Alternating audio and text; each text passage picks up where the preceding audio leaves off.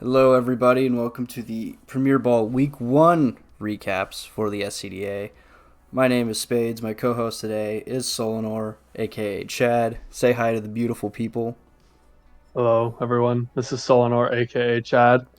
How are you doing today? I like how we nailed that. It was just like perfect. I've done this a lot. Trained. Good choice. Anyways, so we have a nice show for you all this evening with the match of the week from the first week of Premier Ball. And we have 5 moments that we felt like were funny, good prep decisions, good play. It's going to be a lot of fun. And then we have some recap stuff with the standings, schedule, what have you. So, Yeah, we'll simplify it as moments of the week from what we saw. This is just kind of a way to reward our content creators for making content for our draft league because we really appreciate you guys. And for everyone who makes content, this is a really awesome opportunity to um, have your content kind of rewarded a little bit. You get to have mm-hmm. it. We get to talk about it because if you don't make content, then well, you don't get to talk about your matches. But if you do, or you get to be a part of a player's match who makes content, then awesome all around. Everyone wins. So yeah, Yeah. without further ado. And so the stream, I don't know how to do this really on stream, but on YouTube, when this video comes out, the links to all of the channels and streams from this video you can find there. Highly recommend checking them out.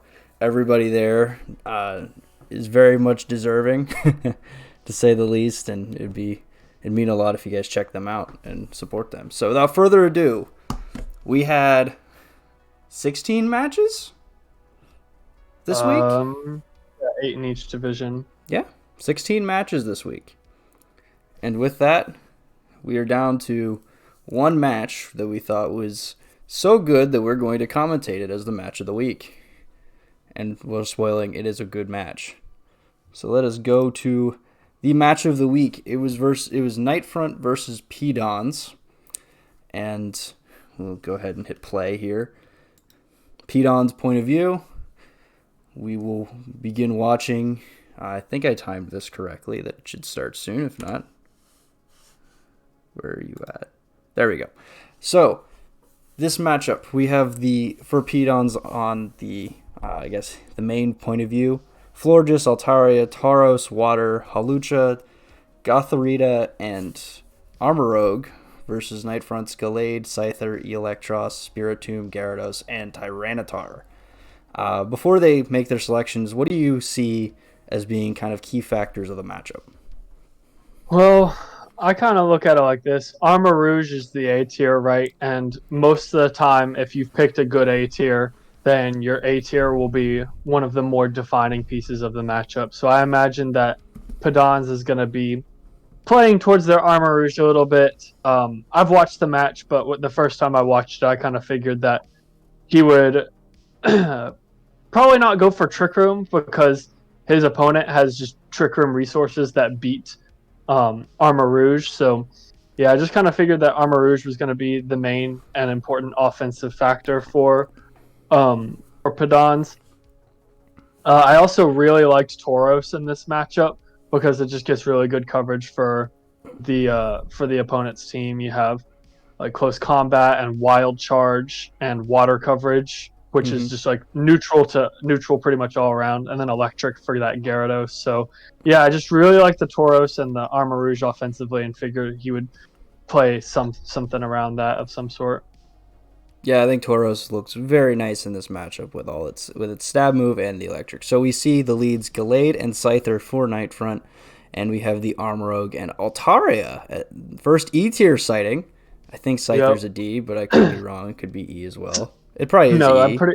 I was gonna say I'm pretty sure Scyther is a D tier, but if it's an E tier, that wouldn't be surprising either. What I'm not surprised by, it's on Nightfront's team because he loves Scyther. So Yeah, I was saying like Altaria got some really huge buffs going into this generation, so it's really cool to seeing it being utilized, and we can absolutely see that Altaria has Will-O-Wisp as a part of its set, which is one of those buffs, and that's actually really critical because at face value, most of Nightfront's most dangerous mons are physical. So just like the 2 out, and they are going to get intimidated by the Tauros. We mentioned it being an important mon, and a Gallade with Night Slash, outspeeding, critical hit, taking out the Armor Rogue.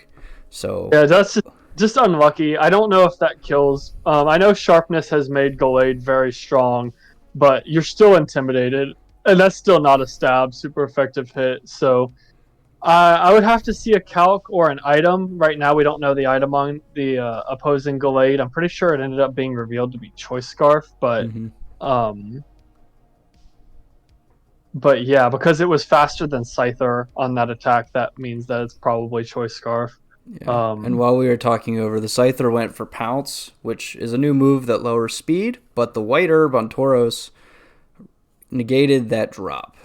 So It's interesting to see White Herb. You know, most people are running the hip new item Clear Amulet now, yeah, but but with I guess close that's combat, I can see White Herb being like the yeah, choice. that's like the only reason you'd run Mm-hmm. it, right? Is because you want to negate your close combat drops. So, Yep.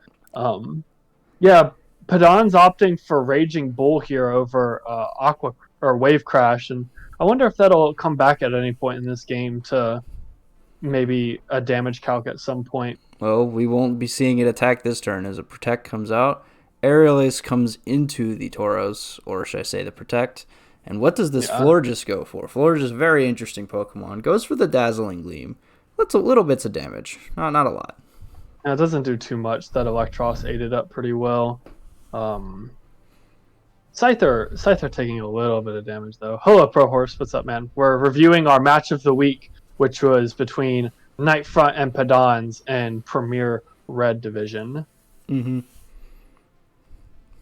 So it looks like an Assault Vest set of Forges. That's interesting. We'll have to see what Terra type it reveals itself to be a little later on. Based off of the little crystals around it, I could see Terra Electric potentially. Which is a very interesting choice against a Gyarados, isn't it? Yeah, makes a lot of sense. But yeah, Forge is just really strong offensively. Good stab damage with Moonblast. So Mm. and then Tauros is we're gonna see that Terra type too. Steel is just an awesome type for fighting types to be able to turn into, isn't it? Just getting all of its weaknesses turned into resistances. Yeah, the Aerial Ace from the Scyther is not going to do near as much, but it opts for Tailwind. Try to speed up the Eel. But the Tauros is still faster, and this should knock out Scyther, yeah. Yeah, interesting to see that even though Electros was put on a team with Tailwind, it was not teched to outspeed Tauros, even with the Tailwind up. So that means that the Electros Ooh! was teched for something and a very clutch live on 1 HP, which allows Forges to be able to pollen puff it right back up. That was real close. 2 HP up to 80. Gyarados will switch in for the dead Scyther. Intimidate is the ability, mostly impacting the Steel Tauros. And curious now, do you just go after, because you showed Wild Charge. Do you click it again into this Gyarados?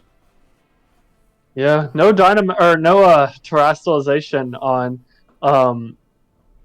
Nightfront's side of the field. So that Gyarados obviously has the potential to Terra into a type, and it looks like Pedons will try to scout out what type it's going to terrestrialize into with a Protect, but not biting here as Gyarados just goes for an attack into Forges. That's pretty risky because Tauros could have opted to kill Gyarados there, but instead, Pedons used the Chilling Water, which it looks like it did not lower the stats, which indicates to me Clear Amulet is on that Gyarados.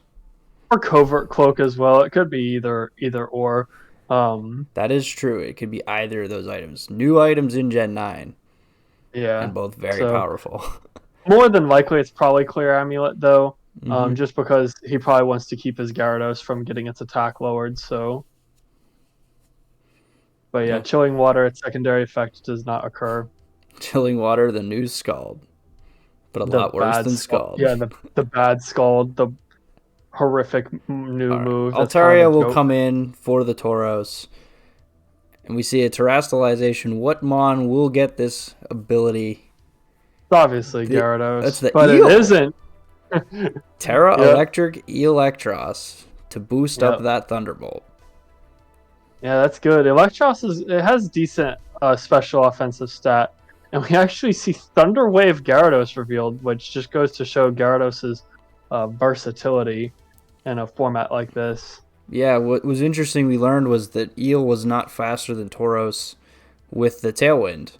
So the Thunder Wave is in a means to kind of speed it up, but it went into an Altaria, and the Thunderbolt did good chunk to it, but Altaria being very bulky. That's a pretty clean two-hit KO though, unless he high rolled on the first attack, which means he may low roll on the second potential Thunderbolt into Altaria. So, yeah, we'll just have to see. Yeah, I would imagine you're gonna go after the Atari and just to go for it. You could be fearing the Protect from it, looks like it's coming out as a Protect. Yes. Altaria does reveal Protect here. Waterfall into the Florges, not picking up the KO. Thunderbolt. Oh, he got the read. Look at this. Does get a read. That's a good read. And that's a dead Florges with the critical hit. Probably not needed, but that is one dead Florges. I was gonna say it's adaptability boosted Thunderbolt with the Terra, but that Florges is holding an Assault Vest and has what appears to be max HP investment. So about 1 billion special defense. Yeah. Tauros comes out, reveals the Clear Amulet, so that is the Gyarados item. Yep. Pretty much to be expected, but is Tailwind gone now? I believe that Nightfront has one more turn of Tailwind, but I could be wrong about that. Because that really determines how at least I would play this turn. Because Tauros is faster if Tailwind's gone. Eel protects. Yeah. That's a risky Protect. I feel like you probably want to just go for Wild Charge here into that Gyarados, knowing that it can't go for a T-Wave before your Tauros attacks. But I feel like Pedon's just made a read here and then just didn't get it. Mm-hmm. Well, he covered for it for the Will-O-Wisp, which makes sense. Now Gyarados' damage output is effectively none. But still just very scary though.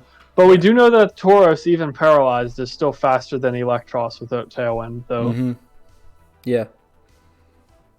But can it kill the eel? That is the question we must ask ourselves. A close combat is a really strong stab move. I would imagine that Electros does not hang on from it. I want to agree with that. It looks like Altaria actually has no way of damaging the opponent's field. Crit Waterfall. Close combat comes out. Close combat, and it does pick up the knockout.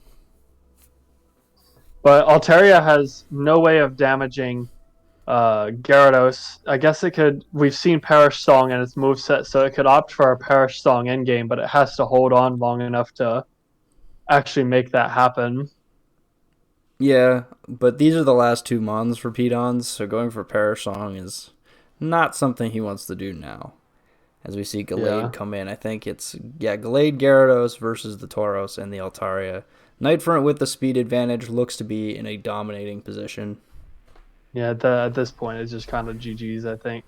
With the defense drop on Tauros, Gyarados can cleanly pick up that knockout. And Gallade actually bringing so bulky. Getting that Altaria down to 1 HP. But yeah, it just can't really put on any pressure at this point, unfortunately. Nope. So Tauros goes down to a waterfall. Altaria will get a Perish Song up, but it's a little late for that. You need to... Oh, it doesn't actually. I lied. It got fully paralyzed. Might actually play to Pedon's favor, because this Altaria is relatively unknown other than Protect and Will-O-Wisp. Right. Yeah, it's good to conceal information like that. You can thank the game for that. Psycho Cut will come and finish off the Altaria, and Nightfront has a 1-0 lead on a pretty well-played game, I would say. Made a lot of reads, a lot of good reads, and took advantage of it. So got a little lucky on turn 1 getting that clean one-hit KO off of the Night Slash crit. But I mean, Night Slash does have a higher chance of critting than the average move, so yeah, not completely unreasonable to expect that out of that move. But yeah, definitely put him in a super big lead right from the start. We'll see if Pedons does anything that can kind of help him manage his RNG a little bit better. Yeah, I'll just skip ahead here. So I'm wondering how he's going to adjust. I think the Gallade proved to be quite strong that game, coming in and picking up the 3 KOs. Or right. Was it 3 or 2 KOs I think it picked up? So, 2 KOs. Yeah.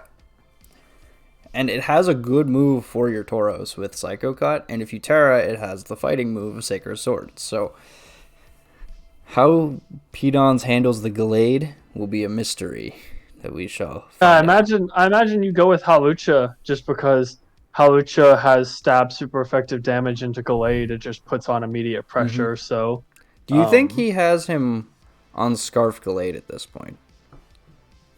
I would hope so. The Gallade revealed itself to be faster than Scyther, so it's pretty important to realize that.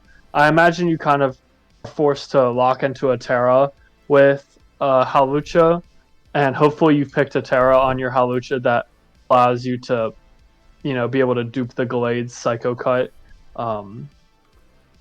Because you know it's coming, right? Like, you know that Halucha is going to get hit with Psycho Cut, so... But Nightfront showing in Game 1, he knows how to read Protects. Pretty cleanly read a couple Protects in Game 1, so we'll see how Game 2 shakes up. Gallade and Electros is the lead, and we see Halucha and Armorogue. So the adjustment of Halucha for Pedons and the Electros instead of the Scyther for the leads, but... Armorogue and Gallade are still staring at each other, and we all know what happened Game 1. Yeah, we certainly do. But now Halucha at least is in a position to put some pressure on that Gallade and make it feel a little bit uneasy about being on the board versus Armarouge. And hopefully we'll be able to see Armarouge actually do something this game, because this Pokemon is just fascinating in Draft League with all the things it's capable of doing. Yeah, it's got a nice versatile kit. With the set he's showing here, it looks quite nice. Yeah, it looks a little bit crazy here. Yeah. We see a Terra for Pedons on the Halucha. What type will it be? It was revealed. We weren't paying attention, but it's dark. But, goddamn. Yeah, you can always tell, right? Like, you can tell based off of the color when you click Terra. Yeah. So, anyways, it reveals dark, and Psycho Cut does not affect dark type. Yep. The read for Pedons works out, and Terra Blast comes out into the Eel, does about half. Terra Blast into Eel is really interesting compared to like going for Brave Bird into Gallade, but I guess he just sees he Electros really doesn't like that Eel. He wants that Eel gone. sees it as the bigger threat, which, interesting enough. Well, the Eel will not do any damage this game, as it is killed on the first turn, and we see Gyarados switch in for it, intimidating the Halucha, which will probably be important because it's a physical attacker, and then Armorogue laughs at it. Yeah, I find it fascinating that Halucha is running Terra Blast here instead of Throat Chop, because Throat Chop is the same base power, but you don't have to Terrastallize to get the boost off of it. So I find that to be a little bit interesting on Pedon's behalf. But yeah, obviously you want to be able to pressure Brave Bird into Gallade, and Armarouge with Will-O-Wisp. We'll see if it's faster than the Gyarados. Yeah, Gallade forced to switch out. Psycho Cut's not going to cut it damage-wise. Brave Bird goes into Spiritomb. That's a good chunk, 30%, 30-40%. Yeah, it is intimidated, so... Does Armorogue hang on? Oh, barely. And gets the Will-O-Wisp off. This does not get flinched. Does not get flinched and does not get burned, although I do think that the Armarouge did have Covert Cloak as its item, which means that it was never in danger of being flinched in the first place. Valuable new item there. Man, all these Gen 9 items and mechanics playing a huge role in this match. Love to see it. Yeah, no doubt about it. Both players are really taking advantage of all the new stuff going on.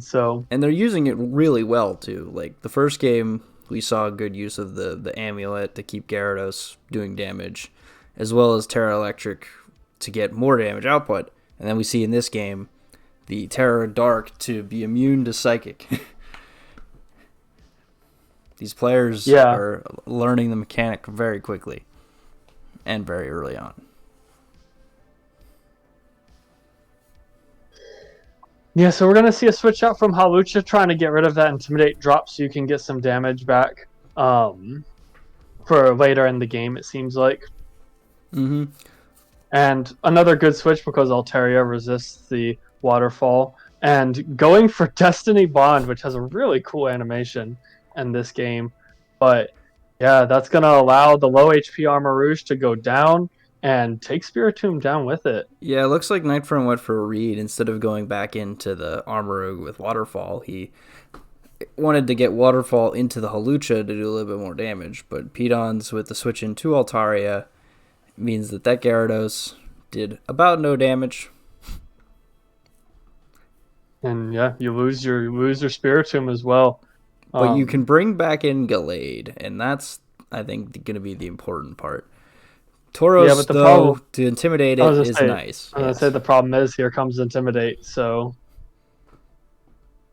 And plus there's still Terastallization advantage of for Nightfront, I believe. Nightfront has not Terastallized yet, so curious to see if he's going to Terra either of his Mons defensively for any reason or try to get offensive damage output, but it does not appear that way.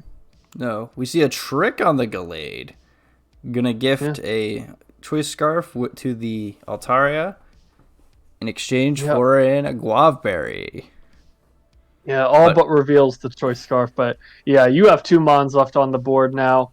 One is burned, one is intimidated, and you have bulky Mons left on your side of the field, so I think that you're pretty much all locked up to play a Perish Song in-game here, especially since all 3 of your Mons that you have remaining have Protect. Yeah, I would imagine we're switching out this Tauros at some point to reset the Intimidates, but this looks about over. I don't think Nightfront can do nearly enough damage to KO the 3 Mons in 3 turns.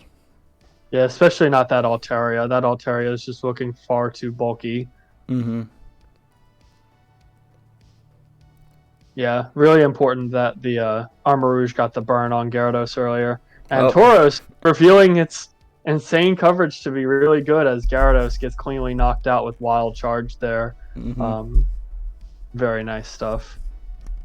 And Sacred we Sword see Sacred Sword doesn't do it. No Terra used from Nightfront this game.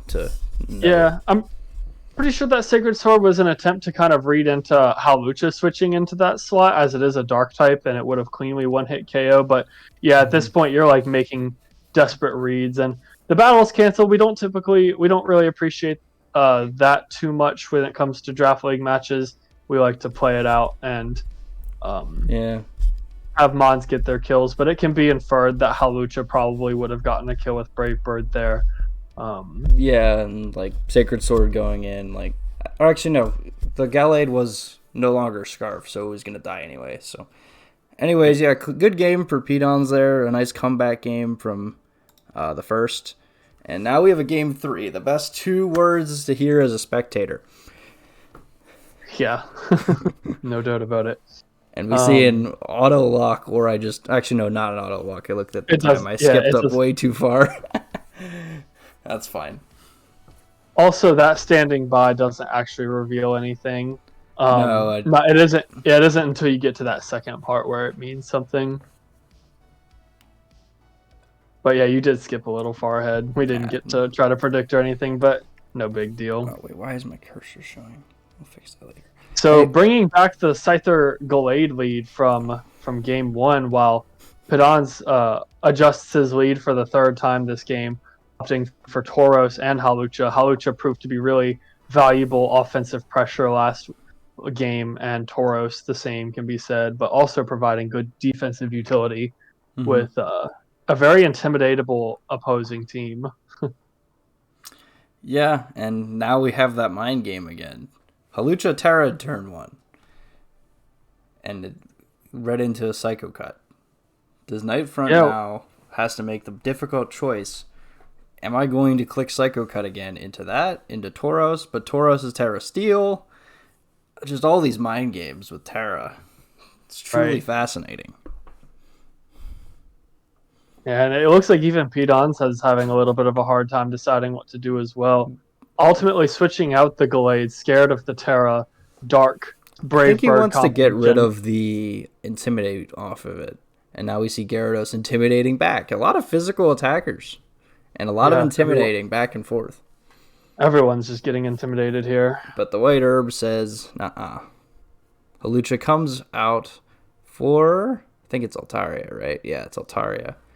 Man, really showing out to be an all-star this gen. At least to start. Good E tier Oh, pickup. double switch. Yeah, 3 out of the 4 Mons on the board switched here. Very How does funny. Tauros take advantage of this? It doesn't. It definitely wild charged into into an electric type. So yep, good switching for Nightfront, I think. I think he got the better end of that deal, and he's positioned his Gyarados, I think, really nicely. Just has to get around that wild charge and the Will-O-Wisp on the Altaria. That's it. I say it like it's nothing. I was going to say, Gyarados is definitely a little threatened here right now. Mm-hmm. Okay, so your eel is in pretty safely then, I guess. The eel is the important part. Yeah, also the White Herb on Tauros has been burned as well, so good thing to potentially play around too. Man, that Florges set, like, he's switching in Florges, but that set is so nice. AV with, like, support attacking moves is kind of sweet. Pollen Puff is crazy. Protecting on the Gyarados, trying to predict a wild charge. Pedons reads that and goes for CC into the eel. Oh, so close. Yeah, almost getting that knockout. Let's see what the eel goes for here. Will-O-Wisp goes into a protect, and who are we Thunderbolting? I think it's clicking Thunderbolt. Definitely. Into the Tauros, that should be a KO. It is. That's a huge play for Nightfront. Wow. Yeah, just really nicely done. You get the big Intimidator off the board, and now your physical attackers in the back are in a much more suitable position. Mm-hmm. Florges will come in to try to clean up this eel.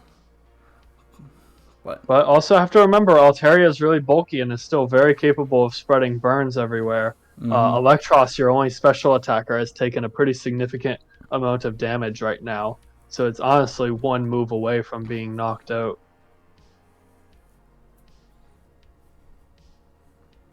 But funny enough, 3 of the 4 Mons on Nightfront's team are immune to Earthquake, which is the one attacking move that Altaria actually has, which is quite humorous. We see a Terra Orb for Pedons, and it's Electric Florges.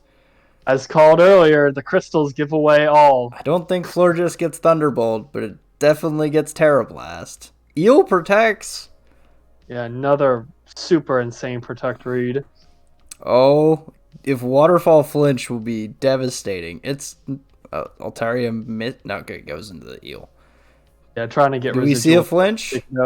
No, that's gonna knock out Gyarados. At least I hope it does. If not, then we need to question everything we've ever said. All right. Incredibly good at keeping that tech hidden for Game 3, and that's just a really valuable tech. Electric Florges, just so good into Gyarados, who's kind of known for having a pretty crippling electric weakness. Yeah. Scyther will be the switch in.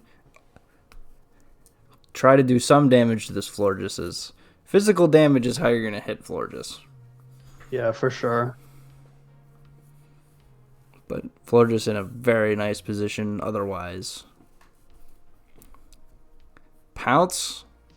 Oh, it does not pick up the KO. Pretty significant damage, though. We'll see if it puts it in speed range with the speed drop for Electros. I think it will, because Florges is also not that fast. We see a burn. Giga Drain. Oh!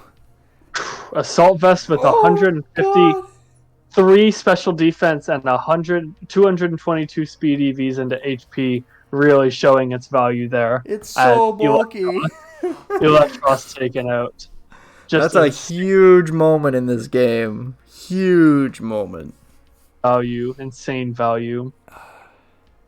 It's not over yet. You have Gallade in a very good position, and I think that's what I've noticed every time Gallades come in. It can get, like, this looks like 2 knockouts, or not 2 knockouts. Altaria's not dying to Gallade, but Florges definitely can. Yeah, Florges is not in a super great position anymore. Might just be in a position to be sacked here as you try to get Perish Song set up. Mm-hmm. And Nightfront has 2 Mons left alive. And also no Terra utilized either, I don't think. No, he did not use Terra. So Aerial Ace, that takes it out. Probably maybe even trying to predict a Halucha switch in, but not really necessary on Pedon's behalf. And yeah, Perish Song goes up without Halucha even being inflicted by it. So we'll see how that plays. I think it's 2 Mons to 2 Mons. Mm-hmm. Definitely. 2 Mons to 2 Mons. Oh, the mind games. This is so nice. Halucha comes in and cannot Terra Dark because Terra Electric Florges was used. I mean, if you have Terra Psychic on Gallade, this is the time to use it because you need that damage boost with your Gallade on Psycho Cut in order to get these knockouts. Mm-hmm. So if you have it, you use it right here, right now. We see a Terra coming out onto the Gallade. Reveals Terra Dark, makes sense with the Night Slash to make that a stab move. But unfortunately, not exactly the stab, not exactly the move you need boosted at this moment. Halucha uses Detect. Where does Gallade go? It goes into the Altaria. Oh, so close. Barry? Oh. Yeah, a Guav Barry coming in clutch. And the Scyther goes into the Altaria of Nightfront again with the read. But it's not enough. Gallade gets burned. Quite fortunate for Pedons to hit every single Will-O-Wisp in this set as well. Mm-hmm. I believe he's used 5 up to this point. Perish counter at 2. Not missed a single one, so... Yeah, both Nightfront's physical attackers on the field are burned. And yeah, everyone's Perish Song counter goes down to 2 except for Halucha. Needs to KO Altaria with Scyther and Halucha with Gallade. They're burned. Not sure that'll happen. I'm not sure it'll happen. It's going to be close. Yeah, we'll have to wait and see. Halucha's not in a fantastic position unless it speed creeps both of these Mons.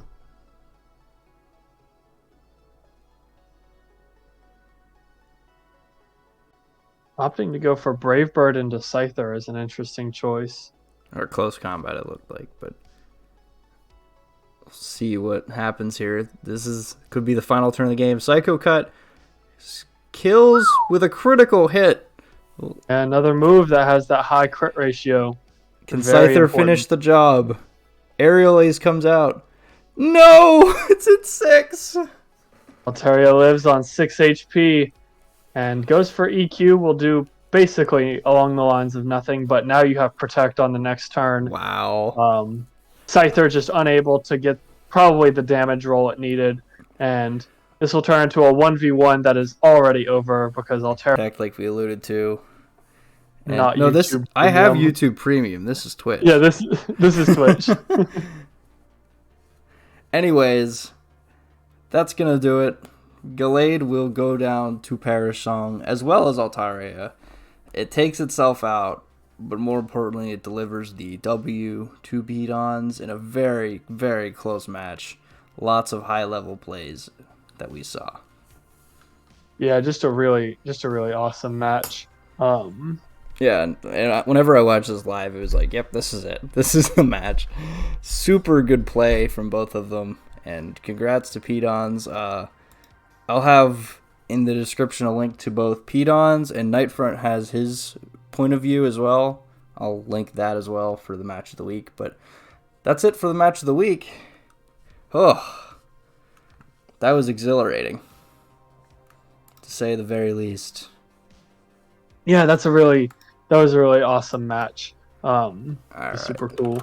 Super cool to see some low tiers get a lot of value, right? Like Altaria ended up showing way more value than Armor Rouge there in all 3 games. So was really cool to see Pidons adjust to that, and yeah, just a lot of new strategies, a lot of new moves and items utilized and abilities as well. So yeah, just It really, was a really very well nice played. Gen 9 showcase for draft. Indeed, indeed. Yeah, as you said, also really sick match. So All right. So the next segment here is the top moments. So what we did was we found 5 moments that we felt like were interesting or funny, game deciding, and it was hard to choose because there were 16 matches.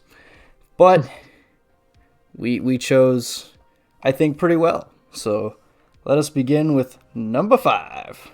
it's our opinion at the end of the day. Yeah. So Number whatever. 5 comes in the Mario EFG and Stranger Danger matchup. We're deep into Game 3.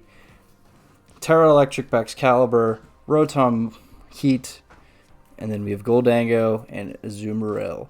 It looks like it looks like Mario is in a very good spot, but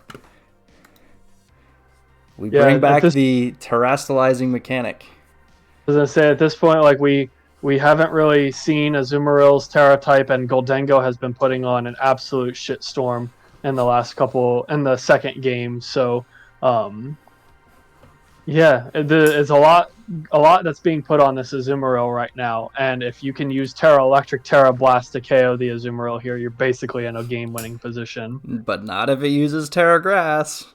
Terra Grass Azumarill not only resists the electric Terra Blast from Baxcalibur, but the other mon Mario has in the back is Serena. So Azumarill can resist this, KO the Baxcalibur back. The oven can't touch it because it's -2 special attack. And then Goldango is going to come clean it up. Like, this is textbook of using Terra to your advantage in this format. Yeah, it's always nice to be able to use Terra late, and also punishing Mario for taking away his water resist from being a dragon type. So, yeah, Azumarill able to liquidation, Life Orb, huge power, just doing insane damage. Yeah, and the rest of this game will end with Stranger Danger picking up the win. He wins that set 2-1, but if you played this set a couple gens prior, that looked like a lost cause. But thanks to the Terra mechanic, we got the dub. All right, you want to introduce number 4? Because number 4 is probably some PTSD we're about to trigger for the person who got hit with it, but it's funny nonetheless. Yeah, so number 4 was in the matchup between Ted and Realist Theo. And is this the game 2 or the game 3 This is version? the game 2. So Theo, multiple times in this set, was frozen by raw ice beam off of Frostlass. Both times it was into his Armor Rouge, but the first time was definitely more of the game decider. Yeah, this ice beam here probably triggers some bad memories as a freeze comes out, and later down the line in this game, the only mon to die I think was the Armor Rogue because it went to timer. Yep. Yeah, this game ended up being really long, and the Armor Rouge was unable to do a single thing throughout the entirety of the game, and it just got slowly whittled down because it was frozen. Yeah, Just that was pretty funny. Very, very telling showcase of some extremely unfortunate RNG. I do believe Theo won this game. He did in the win end. 2-1, but this was just an unfortunate scenario as he did not have enough time to do anything else because he got frozen. All right. Number 3, the only time we're going to show a clip like this. This is Furtbang's point of view, but he was the... Oh, my co-host has died. All right. My co-host is dead. He just straight up, got offline. I think he lost power. I don't know what happened. He's going to... Oh, there he is.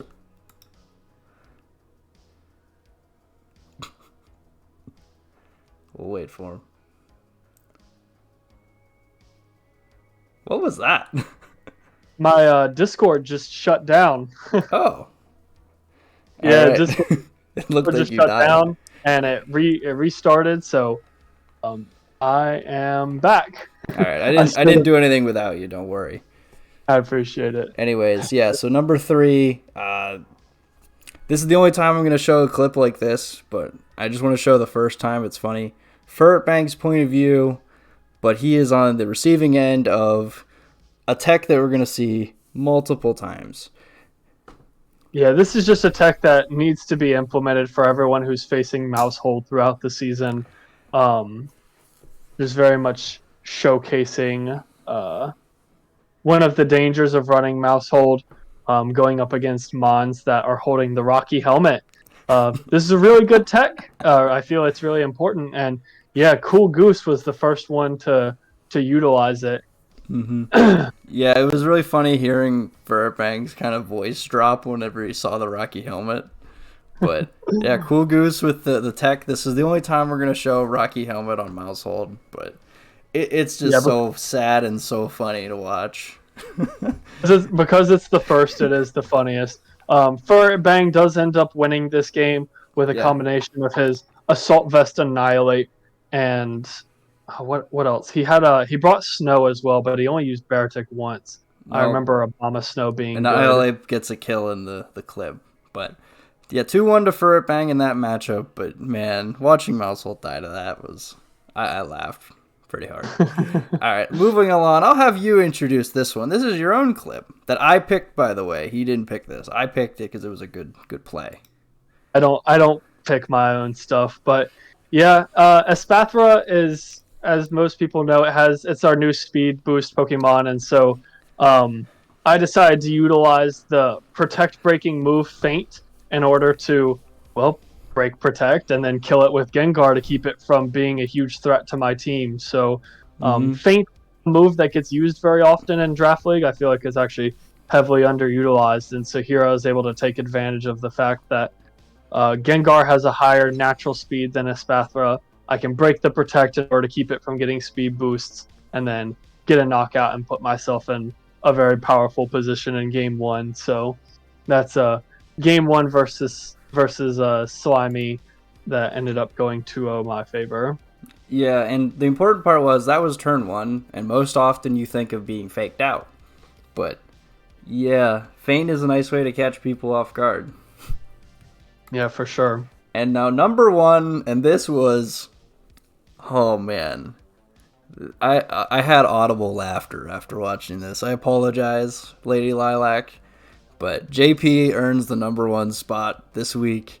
So we look at this board position, and we see Sableye, which can use prankster moves on the Drifblim. But Drifblim can Terra. But what does it Terra into? Yeah, at this position you would never think that your Palafin is in danger because you can just take care of Drifblim with Sableye, but Terra keeps it from being able to change its type, and without that flying typing, still being able to keep the Unburden boost, you get to stay safe behind the Psychic Terrain, and now you're not safe. But even still, her play taunting the Drifblim wouldn't have paid off because it went for raw Terra Electric boosted Thunder into this Palafin, immediately taking it off of the board. Lilac does end up winning the set 2-1 despite getting the Dolphin O-Code. But my god, that was easily the number 1 moment of the week. No shot anything beats that. No doubt about it. Just I don't know raw what thunder. you think of that, No, but that was... No, raw Thunder with the Terra Electric to keep you safe, and your Psychic Terrain as a flying type is just really insane plays. And yeah, super credits to JP with the sick for tech. that game 1. Yeah, awesome tech. So those were our 5 moments of the week. Mm-hmm. Again, we appreciate everyone for making content, and so we will continue showcasing moments like these that we found. And if there's a moment that was missed, let us know and we'll look at that. And if there are any moments that happened during the week, you can ping us with those as well so that we don't miss them. Because watching 16 games is hard, so we'll forget stuff. But yeah, that was you don't forget a play like that. Like number 1 is not unforgettable. Definitely not. You knew it, Lilac. Yes, you did know it. You knew that it was coming. She knew it was on the board. She just didn't know where it was on the board. Number 1. Not even close. All right. So those are your top moments. We went through the match of the week. And now we get to the kind of more... This will be a simple one because it's only week 1, but the recap, as it were. Actually, let me rename this. All right, perfect. I like how I'm very good at using OBS. All right, so if we look at the results from the first week, let me get all this up. Perfect. Go me. Looks so clean. I know. It's like I did it, like, to set it up. Anyway, so the red division scores, we have the Sandslash over the Palafins, the Palafins over the Swana, Nuggets over Thrashers, Celestials over Weezings. I'm tired already saying words. Torkoal over Ducks. Okay. Warriors over Citadels. Blazers over Duskmanes. Blizzards over Star Raptors. We saw that. You can go ahead and do white. Pirates versus Pangorials. Radiance over Pangorials over Pirates. Radiance over Kamalas. Binacles over Licky Lickies. Rebellion over Dracovish. Regirox over Great Tusk. That might be better. Melmetals over Making them bigger. Registealers. Jirachis over Metagross, and then Eevee Ignites over Incineroars. Unfortunately, not able to see all of these matches because not all of the matches were shown. But we actually had a really big showcase of matches this week. We were able to see a pretty large amount of them, which is awesome. Such a privilege to be able to watch. Then being able to do like a stream like this is fantastic. Like you could do this for the Showdown leagues. You have all the replays, but the clips don't hit the same. Like watching the Terra Thunder Drifblim, that doesn't look the same on Showdown. That is a work of art that only Cart can provide. So definitely Premier Ball, best ball, of course.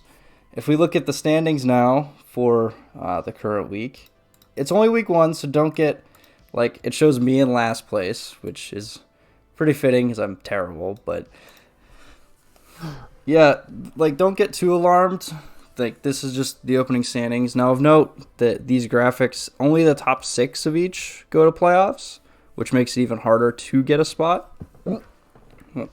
But yeah, right, have to consistently get results, which is a pretty difficult thing to manage and maintain. So really looking forward to these week 2. If playoffs were to end right after week 1, then we would have the Melmetals, the Jirachis, the Pangorials, the Binacles, the Regirox, and Rebellion all from white go in, and then from red we would have the Nuggets, Torkoal, Sandslash, some Warriors, Blazers, and Palafins make it in. But as you know, it takes, 7 weeks? 8 weeks? What are we doing? 8 weeks. So 7 more to go. So if you start at 0-1, you can always go 7-1.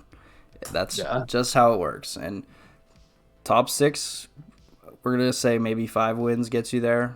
6 wins to be guaranteed, sure. I would say for an 8-week season, it takes 6 wins to lock yourself into playoffs. Yeah. So lots of games to be played, and lots more weeks to go by. But a very good start to the best division in the SCDA. No bias. I'm inclined to agree. Yeah, is there anything else we want to talk about for week 1? I think that we're kind of hitting. There's not much to talk about for week 1 because everybody only played 1 match. But as we keep going, we can take a look at trends of what teams are doing well, what teams are trailing behind. But really, with only 1 game sample size each, it doesn't give us much information, other than we can look at graphics. Yeah, and for right now, I think it'll kind of look like week 4. We can kind of get rolling on really what Mons are excelling in this format based off of some of the stats. Absolutely. And what teams are piloting those Mons well. And I'm just really excited all around to see how it plays out. But otherwise, forward to week 4 for the week 4 power rankings on my channel, but that'll be here in a couple weeks. But but for right now, we'll head back to the screen here to close it out. A very fun first week. We saw a lot of great tech options. We saw a fantastic match of the week. And we got 7 more to go. And then the playoffs. So if my camera would focus myself, so you just see blurry me, which is probably a better looking version anyway. But anyways, I think that's going to wrap it up for the first recap. Looking forward to watching some more games, picking out some more top moments, and another match of the week to commentate. So, any last words? Nope. I hope everyone is excited for week 2. I know I'm excited for week 2. And yeah, I hope everyone has a good week and a good rest of their day. Yep. My name's Spades, my partner Solanor, and we are out.